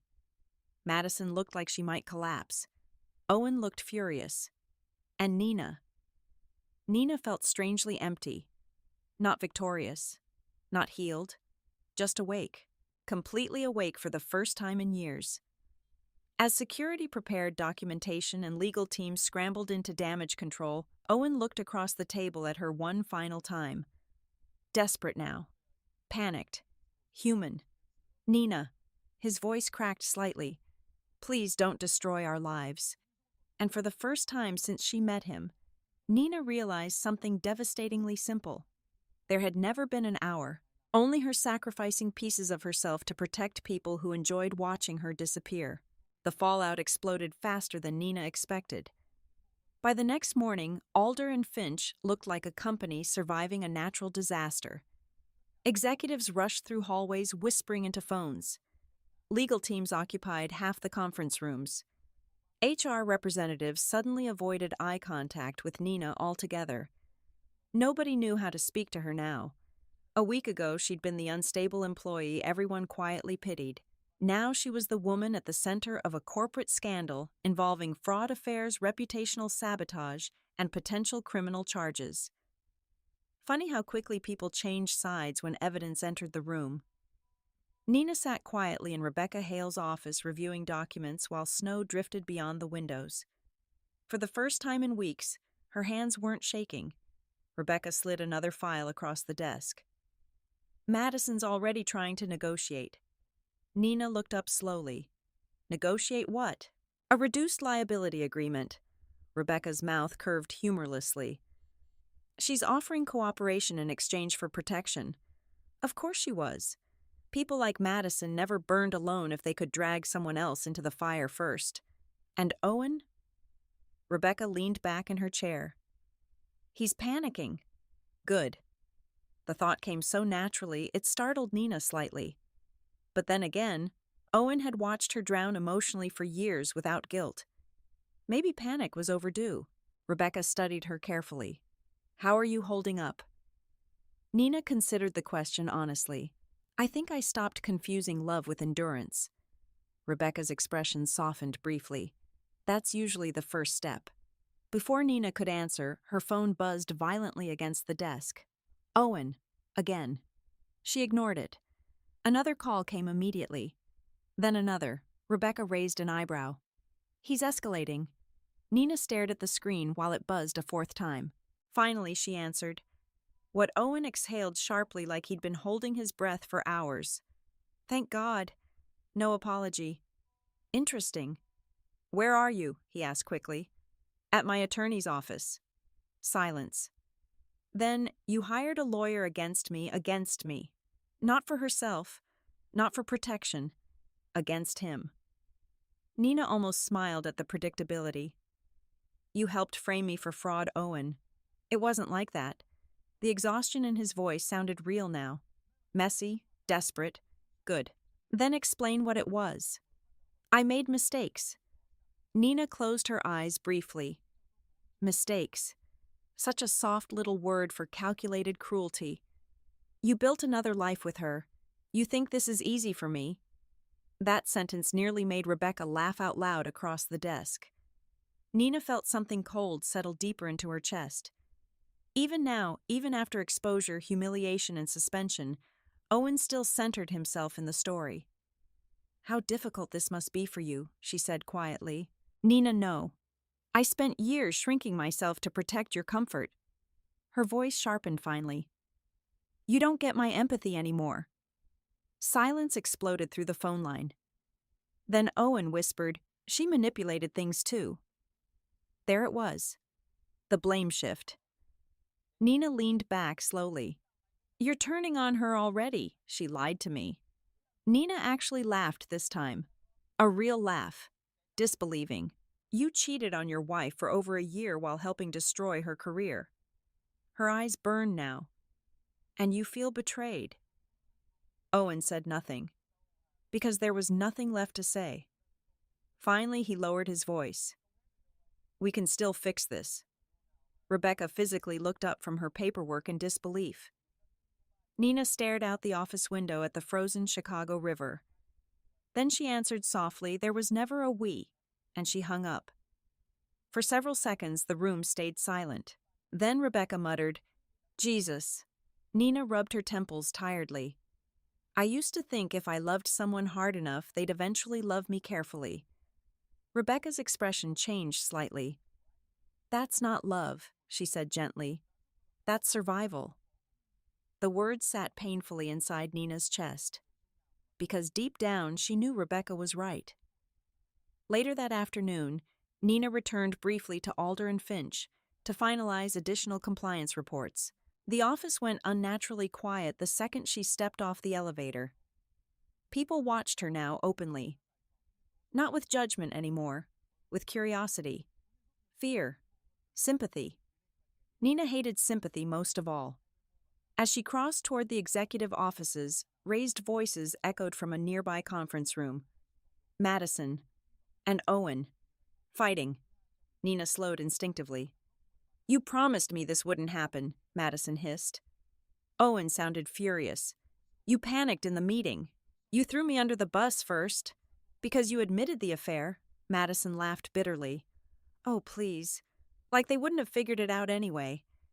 Nina stood motionless outside the partially open door. Neither of them noticed her yet. Inside, Madison looked different now. Still beautiful, but unraveling. Mascara smudged slightly beneath exhausted eyes. Fear hollowing out the confidence she wore like armor. Owen looked worse. Wrinkled suit, sleepless eyes. The polished consultant image finally cracking. "Good." Madison crossed her arms tightly. "You said Nina would never leave you." Owen snapped back instantly. She wasn't supposed to find the files. Nina felt physically sick. Not because it hurt anymore, because they still spoke about her like she was an obstacle instead of a human being. Madison lowered her voice coldly. "You know what your problem is," Owen scoffed. "Here we go. You actually started believing Nina would love you forever no matter what you did." That landed. Hard. Owen looked away first. "Interesting." Madison laughed bitterly. "She worshipped you, Owen, and you still couldn't stay loyal." Nina suddenly stepped into the doorway. Neither could you. Both of them froze. The silence afterward felt electric. Madison's face drained of color. Owen looked almost relieved to see her, like he still believed Nina would somehow emotionally rescue him from consequences. Unbelievable. "Nina," he started quickly. "Please let me explain." "No." The single word stopped him completely. Nina looked between them slowly. For the first time, she truly saw them clearly. Not glamorous, not powerful. Just two selfish people destroying each other now that they no longer had her standing between them absorbing damage. Madison's voice trembled slightly. "I never wanted this to happen." Nina stared at her calmly. "That's the problem." Her voice remained terrifyingly soft. "You wanted everything without consequences." Madison looked down immediately. Shame. Finally. Owen stepped forward desperately. "Nina, listen to me carefully. We can still repair this privately before legal destroys everyone." Everyone. Interesting choice. "You mean before legal destroys you?" Owen ran a frustrated hand through his hair. "You don't destroy people you love." The room went completely silent, because for years that sentence would have manipulated Nina instantly, made her hesitate, made her guilty. But now she finally understood the truth. Nina looked directly into his eyes. You don't destroy people you love either, Owen. Her voice cracked only slightly. You destroy people you think will never leave. That hit him harder than screaming ever could. Owen's entire expression changed, because finally he realized she was truly gone. Not emotionally wounded, not temporarily angry, gone. And suddenly panic flooded his face completely. Not because he lost love, because he lost control. Nina turned toward the door calmly. Behind her, Madison whispered shakily, "What happens now?" Nina paused without turning around, then answered quietly, "Now you both live with yourselves." And somehow, that sounded worse than revenge. Nina filed for divorce on a Tuesday morning while freezing rain coated Chicago in silver ice. There was no dramatic music, no cinematic breakdown in a courthouse hallway. Just a woman sitting quietly beside her attorney signing papers with a hand that no longer trembled. Rebecca Hale slid the final document toward her. "Once this is submitted, things will move quickly." Nina nodded once. Good. She was tired of slow suffering. Rebecca studied her carefully. "You don't have to look so calm, you know." Nina let out a faint breath of humor. "I think I cried out everything I had weeks ago." That wasn't entirely true. She still cried sometimes. In the shower. In grocery store parking lots. Once while folding laundry because she found one of Owen's old sweaters hidden in the back of a closet. Grief didn't disappear just because betrayal became undeniable. But something had changed. Before, her pain made her feel weak. Now it made her honest. Rebecca gathered the signed papers into a neat stack. "We'll have him served this afternoon." Nina looked down at the wedding ring still resting on her finger. A simple platinum band. 10 years of marriage reduced to cold metal. Funny. She used to believe that ring meant safety. Now it felt like evidence. Later that evening, Nina returned to the townhouse for the first time since the executive hearing. The house looked exactly the same. Warm lighting, designer furniture, perfectly arranged family photos. A beautiful lie. Owen stood in the kitchen when she walked in. For a second, his face softened with obvious relief. "Nina." She said nothing. His eyes immediately found the folder in her hand, and panic flickered across his face again. "What's that?" Nina placed the envelope carefully on the marble counter between them. "Divorce papers." The room went completely still. Owen stared at them like he physically couldn't process what he was seeing. Then he laughed once under his breath. Disbelieving. "You're serious?" Nina finally looked at him. "Yes." Something dangerous shifted behind his eyes then. Not sadness. Loss of control. "You're throwing away 10 years because things got complicated." The sentence almost amazed her. Complicated. As if betrayal, manipulation, fraud, and emotional abuse were scheduling conflicts. "You destroyed this marriage long before I filed paperwork."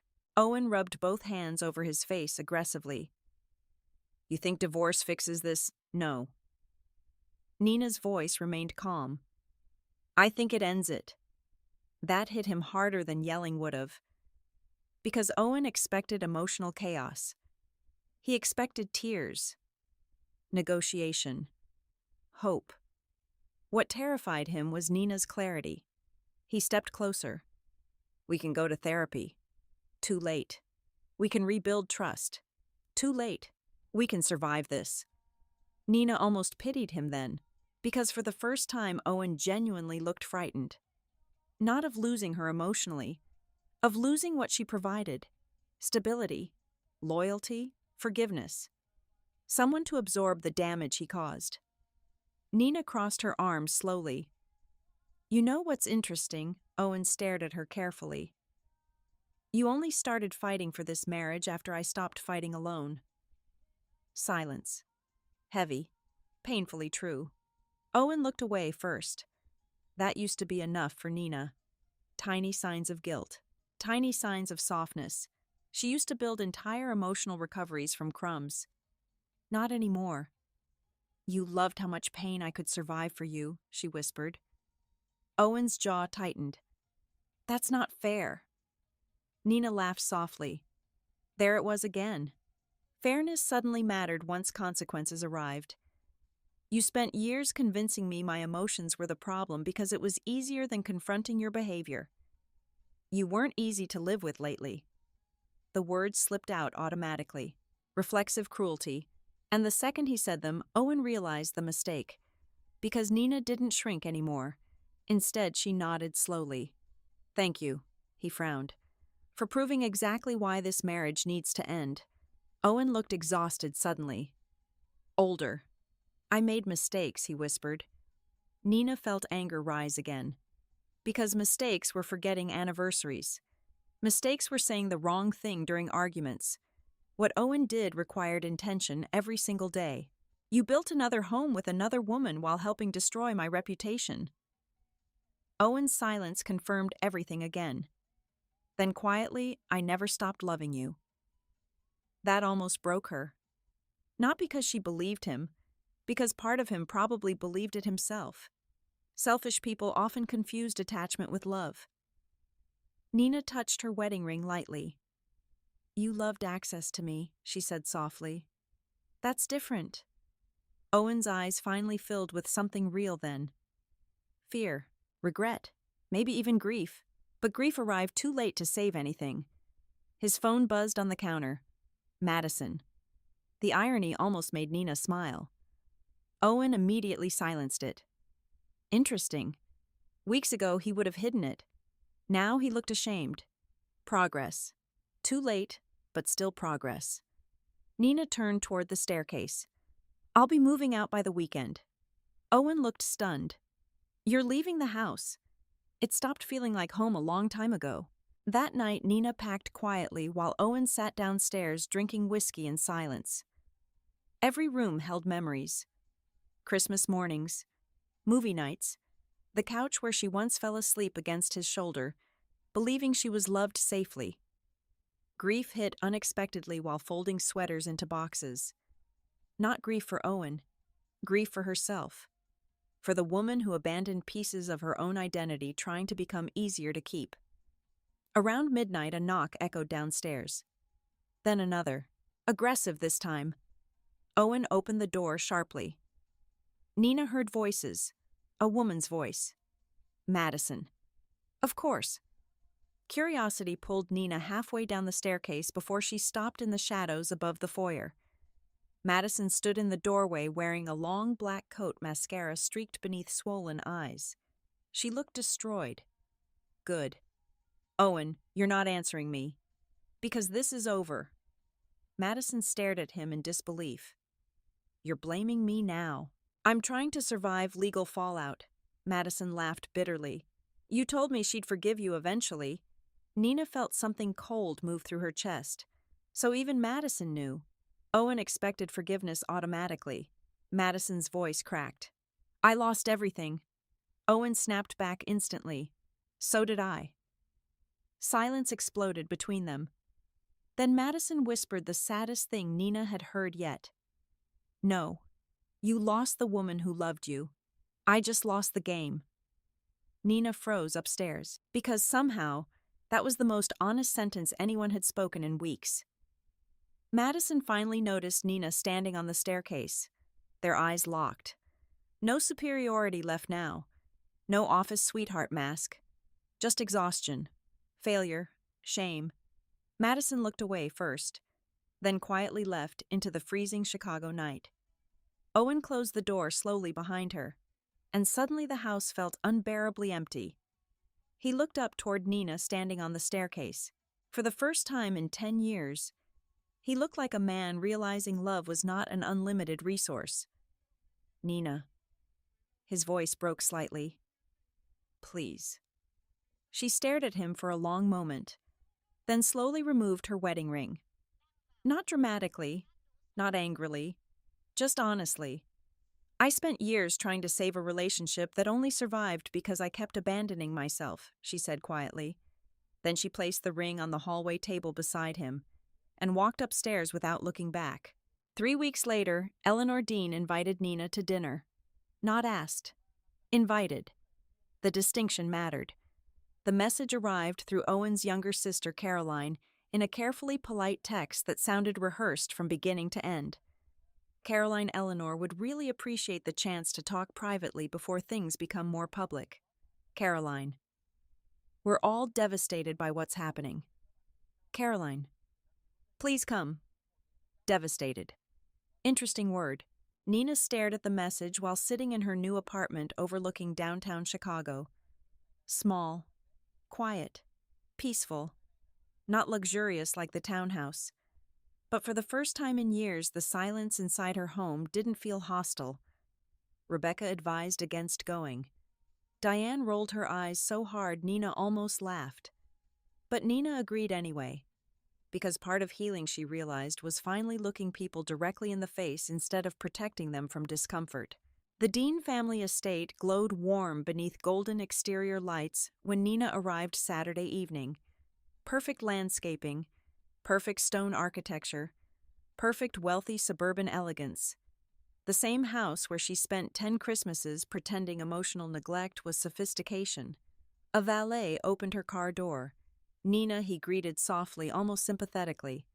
Word traveled fast in wealthy communities, especially Scandal.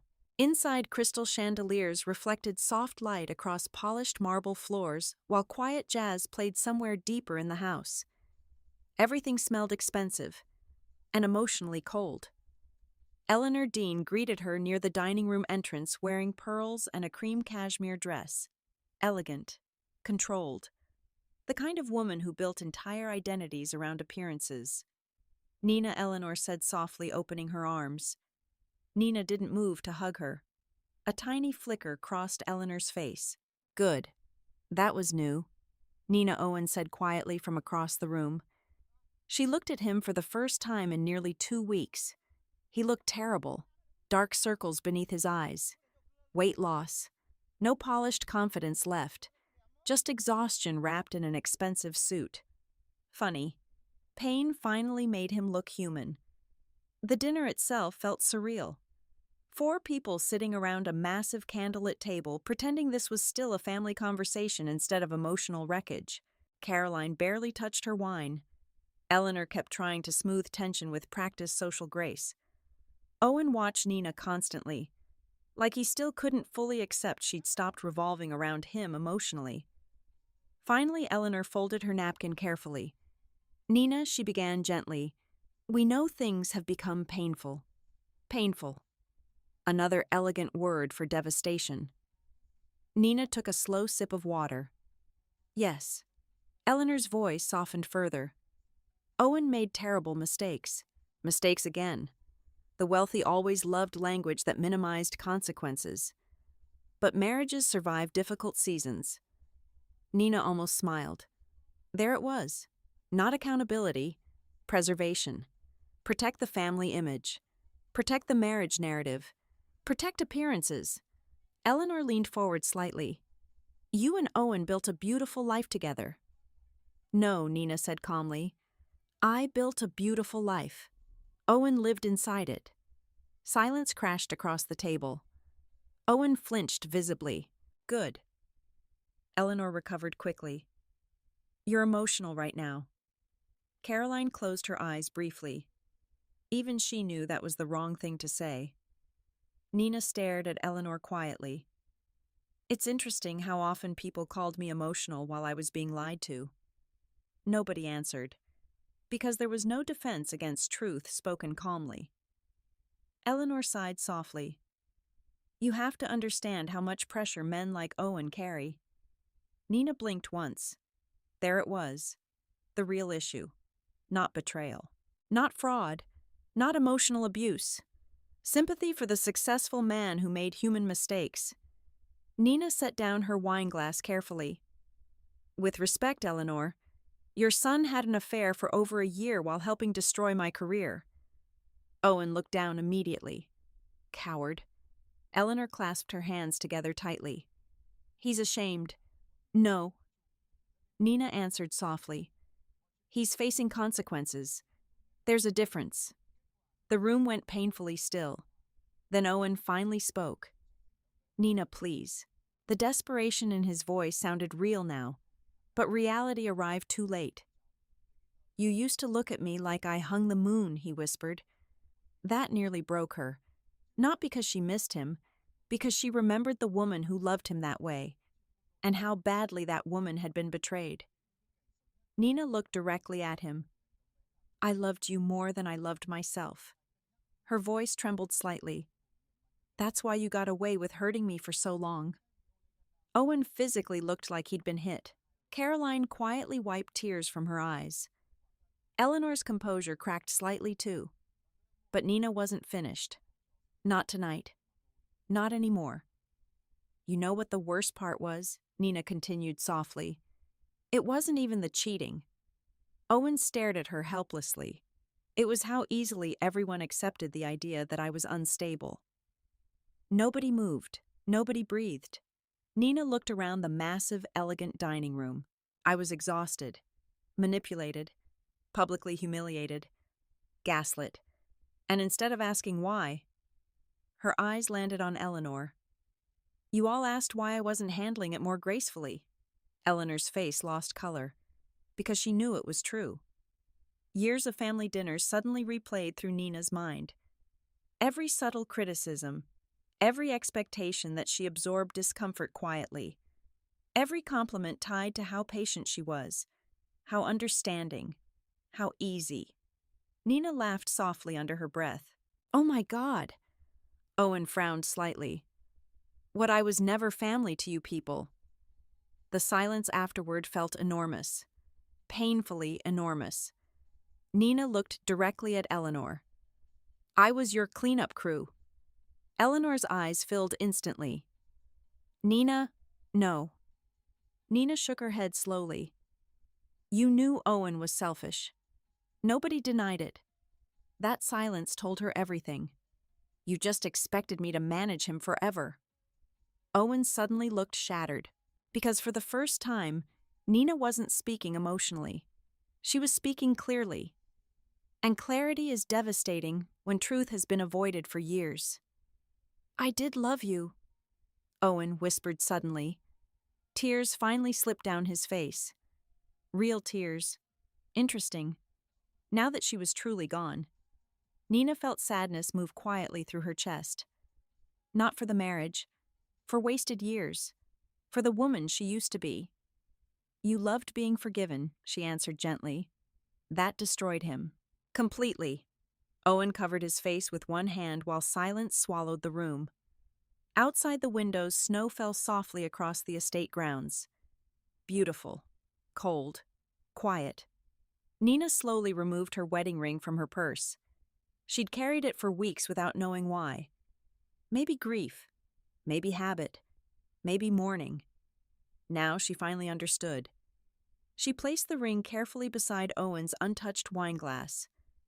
The soft metallic sound echoed louder than shouting. Eleanor started crying quietly. Caroline looked away. Owen stared at the ring like it physically wounded him. And Nina. Nina felt strangely peaceful. Because for the first time in her life, she was no longer begging people to see her value. She was simply walking away from those who never deserved access to it. Without another word, Nina stood, picked up her coat, and left the Dean family behind forever. Spring arrived quietly in Chicago. After months of snow scandal court filings and emotional wreckage, the city slowly softened again. Trees along the Riverwalk bloomed pale green. Restaurant patios reopened. People laughed outdoors like winter had never happened. Nina noticed everything differently now. Pain had sharpened her awareness in unexpected ways. 6 months earlier, she used to rush through mornings half awake and emotionally exhausted before the day even began. Now she woke early by choice, not from anxiety, from peace. Her apartment overlooked the lake on the north side of the city, smaller than the townhouse she once shared with Owen, but warmer somehow, real. Nothing inside it existed to impress anyone else. Soft cream blankets, books stacked beside windows, fresh flowers she bought herself every Sunday. A quiet life no longer built around surviving someone else's emotional damage. Nina stood barefoot in the kitchen one morning making coffee while sunlight spilled gold across the countertops. And suddenly she realized something shocking. She wasn't waiting for an apology anymore. Not from Owen. Not from Madison. Not from Alder and Finch. Healing began the moment she stopped needing people who hurt her to finally understand the damage they caused. Her phone buzzed softly against the counter. Diane Foster. Diane, promotion announcement goes public at noon. Diane. Try not to terrify the executive board on your first day as operations director. Nina laughed out loud. A real laugh. Not forced politeness. Not nervous survival laughter. Real. The sound surprised her every time now. At Alder and Finch, everything had changed. The investigation ended with multiple terminations lawsuits and federal financial reviews. Madison Blake disappeared from corporate life almost overnight. Last Nina heard, she'd moved out of the Lakeshore apartment and was struggling to find work after the scandal spread through Chicago's consulting circles. Funny. Madison spent years carefully crafting a perfect image. Turns out, reputation collapses quickly when it was built on manipulation. And Owen. That story ended worse. Dean's strategic partners dissolved under legal pressure. Several clients withdrew immediately after the fraud investigation became public. His professional reputation shattered almost as fast as his marriage. Nina heard through Caroline that he barely left the townhouse anymore. Alone now. Completely alone. Not because Nina destroyed him, because eventually selfish people run out of others willing to carry them emotionally. At noon, Alder and Finch officially announced Nina's promotion. The same executives who once questioned her emotional stability now praised her resilience and integrity in carefully worded corporate statements. The irony wasn't lost on her. Neither was the bitterness. But Diane gave her the best advice of all during lunch that afternoon. Don't build your healing around revenge, she said calmly over salads at a rooftop restaurant downtown. Because eventually, revenge still leaves you alone with yourself. Nina looked out over the skyline thoughtfully. And what do I build it around? Diane smiled slightly. Yourself. Finally. That sounded so simple, and somehow so difficult. For years, Nina built her identity around usefulness, being needed, being accommodating, being the woman who could survive anything quietly. Now she had to learn who she was, without constant emotional sacrifice. Turns out healing was less glamorous than revenge fantasies made it seem. Some nights were still hard. Sometimes grief hit unexpectedly. A song in a grocery store, a familiar cologne passing on the sidewalk, the empty side of the bed during thunderstorms. Trauma doesn't vanish just because truth wins. But Nina no longer mistook sadness for weakness. That changed everything. One Saturday morning, she visited a small art studio near Lincoln Park she'd always wanted to try. Painting used to calm her years ago before life became endless emotional management. The instructor handed her a blank canvas. What do you want to paint? Nina stared at the empty white space for a long moment, then softly answered, I think I want to paint something that survived. The words stayed with her all day. That evening, while organizing paperwork at home, her laptop chimed softly. New email. From Owen. Nina stared at the sender name for several seconds before opening it. Not because she missed him, because she needed to see whether he finally understood. He hadn't. Of course he hadn't. The email stretched long and emotional across the screen. Regret. Loneliness. Memories. Apologies, promises that he'd lost sight of what mattered, and buried beneath every paragraph. Still the same quiet assumption that Nina's love existed permanently waiting for him. She read every word carefully, then sat back silently. Months ago, this email would have destroyed her. Now it just made her sad for both of them. Because Owen still thought love meant someone staying after betrayal if they apologized beautifully enough. He still didn't understand boundaries. Nina closed the laptop gently. No reply. None needed. Outside her windows, Chicago glowed silver beneath evening rain. Peace settled softly through the apartment. Not dramatic happiness, not cinematic triumph. Something better. Safety. For the first time in years, Nina felt emotionally safe inside her own life. Later that night, Caroline called unexpectedly. "I thought you should know," she said quietly. "Owen's not doing well." Nina remained silent. "He really loved you." The sentence floated heavily between them. Nina looked out at the city lights, then answered honestly, "I know." And she did. That was the complicated part. Owen probably did love her in the only broken way he understood love. But love without respect becomes possession eventually, and Nina refused to mistake possession for devotion ever again. Caroline's voice cracked slightly. "He keeps saying he ruined the best thing that ever happened to him." Nina closed her eyes briefly. Because once upon a time, hearing that would have healed her. Now it simply felt late. People often realize the value of gentle women only after exhausting their kindness completely. Caroline whispered, "Yes. Do you hate him?" Nina thought carefully before answering. The honest answer surprised even her. No, and she didn't. Hatred required emotional attachment too. What she felt now was distance, acceptance, release. "I just finally chose myself too." Silence filled the line. Then Caroline began quietly crying. Not for Owen, for Nina. For the woman who spent years disappearing inside a marriage while everyone called it loyalty. After the call ended, Nina stepped onto her balcony overlooking the city. Cool spring air wrapped softly around her. Below, Chicago moved endlessly beneath glittering lights and distant traffic. Life continued. Not because pain didn't matter, but because survival eventually becomes transformation if you stop abandoning yourself long enough to heal properly.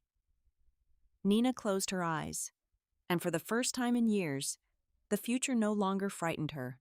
The ballroom overlooking downtown Chicago glittered with soft gold light.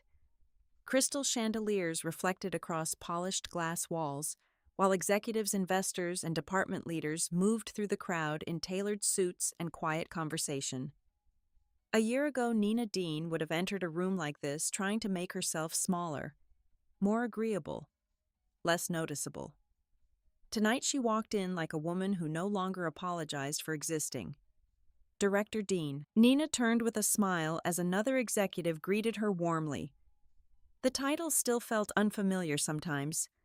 Operations Director. The same company that once quietly questioned her emotional stability now trusted her to lead one of its largest divisions. Life was strange that way. Not fair, but strange. Diane Foster approached from across the ballroom, holding 2 champagne glasses. "You look terrifyingly competent," Diane said dryly. Nina laughed softly and accepted the glass. "High praise from you. It's the highest praise I give." They stood near the windows overlooking the Chicago skyline, glowing blue beneath the evening sky. Below them, the city moved endlessly, alive. Healing had not turned Nina into someone cold. That surprised her most. After everything Owen and Madison did, she expected bitterness to harden permanently inside her chest. Instead, healing softened her in healthier ways. She laughed more now, slept peacefully, stopped apologizing every time she needed something. Turns out boundaries did not make women cruel. They made them safe. "Nervous about the speech?" Diane asked. "A little." "You'll be fine." Nina looked out across the ballroom thoughtfully. "A year ago, I thought my life was ending." Diane took a slow sip of champagne. It was. Nina blinked, then smiled. Because somehow that was true. The version of Nina who survived through self-abandonment did end. And thank God she did. A few minutes later, Martin Caldwell stepped onto the stage and tapped the microphone. The room quieted. "We'd like to recognize someone whose leadership, integrity, and resilience helped reshape this company during one of the most difficult periods in its history." Nina's stomach tightened slightly. Not from fear. Emotion. Real emotion. Not shame anymore. Martin smiled toward her. Nina Dean. Applause filled the ballroom. Not polite applause. Real applause. People stood, some smiling, some emotional. For one surreal moment, Nina simply stood frozen beneath the lights, while the sound washed over her. A year ago, these same corporate halls nearly swallowed her alive. Now she stood here not because she survived quietly, but because she finally stopped letting people rewrite her worth. Diane squeezed her shoulder gently. Go. Nina walked toward the stage slowly while applause continued around her. The microphone waited beneath warm lighting. For a brief second, memories hit all at once: the HR complaint, the gaslighting, the affair, the recordings, the woman crying silently in parking garages, wondering why she was never enough. Nina looked out at the crowd, then began softly, "A year ago I thought strength meant enduring pain quietly." The room fell completely still. Nina continued, "I thought being a good woman meant being endlessly understanding, patient, forgiving." Her eyes moved across the audience carefully. "I confused self-sacrifice with love for most of my life." Several women in the room visibly reacted to that, because they understood, deeply. But eventually, Nina said gently, "You realize something important." She paused. "People who benefit from your silence will always call your boundaries selfish." The silence turned heavier, emotional, real. Nina smiled faintly. "I spent years trying to prove I was easy to love." Her voice softened slightly. "And all it did was attract people who loved what they could take from me." Somewhere near the front row, Diane looked genuinely proud. Nina drew a slow breath, so if anyone in this room needs to hear this tonight, her eyes glistened slightly. You are not difficult for wanting honesty. You are not emotional for reacting to betrayal. And you are not weak for finally walking away from what hurts you. The applause afterward felt thunderous, not because the speech was perfect, because it was honest. And honesty always sounds louder after people survive manipulation. After the event ended, guests slowly drifted through the ballroom, discussing business leadership and future expansion plans. Nina finally stepped outside onto the private terrace overlooking the city. Cool night air wrapped softly around her bare shoulders. For the first time in years, she felt completely present inside her own life. Then a quiet voice behind her said, "You really changed." Nina turned slowly. Madison Blake stood near the terrace doors. She looked almost unrecognizable. No designer glamour, no sharp corporate confidence, no polished perfection, just exhaustion, reality. For several seconds, neither woman spoke. Then Madison gave a humorless laugh.